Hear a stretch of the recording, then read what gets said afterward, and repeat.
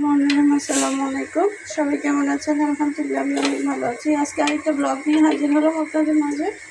ভাতটা চুলাতে দিয়ে দিছি আর মাংস ভিজা দিলাম, এগুলো রান্না করব। ডাল সিদ্ধ দিয়ে দিচ্ছি, ডালটা হয়ে যাক। মাংসের জন্য গরম পানি দিলাম, এখানে কাঁচামরিচ আর আদা তেঁতলে নিছি মাংসতে দেওয়ার জন্য। তেজপাতা দিছি আর কয়েক টুকরা দারচিনি, এলাচ, লবঙ্গ এগুলো দিয়ে দিচ্ছি, গরম মশলা। তারপর আমি আদা রসুন বাটা দেবো।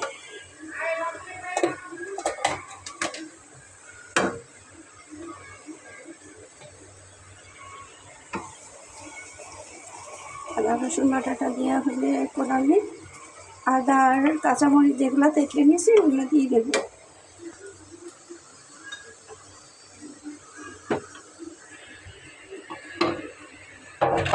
ওগুলো দিই শুধু ফ্লেভারটার জন্য, ভালো ফ্লেভার আসে এই কারণে। মাংস মরিচ দিয়ে দিলাম, মরিচ, হলুদ, ধনিয়ার গুঁড়া সবগুলা। এবং এগুলো কষাই নিই, তারপর মাংসটা দিয়ে দেবো।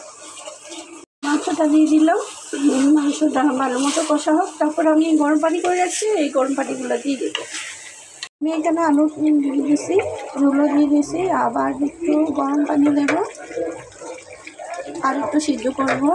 এই সিদ্ধটা করার পর তারপর আমি নামিয়ে ফেলবো। মাংস রান্না হয়ে গেছে, এখন জিরা টালা আর গরম মশলাগুলো আমি দিয়ে দিচ্ছি।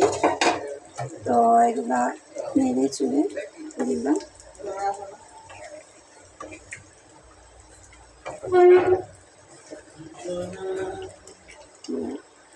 কালারটা একদম চেঞ্জ হয়ে গেছে জিরা টালা দেওয়ার পর। এইভাবে রান্না করলে আসলে অনেক মজা লাগে গরুর মাংস। আমি চুলাটা অফ করে দিচ্ছি। আজকে সকাল থেকে অনেক বৃষ্টি হয়েছিল, এখন অবশ্য বৃষ্টি নাই, রোদ উঠতেছে একটু একটু। তো আমার ব্লগটা আজকে এতটুকুই। সবাই ভালো থাকবেন, সুস্থ থাকবেন। ওকে, আল্লাহ হাফেজ।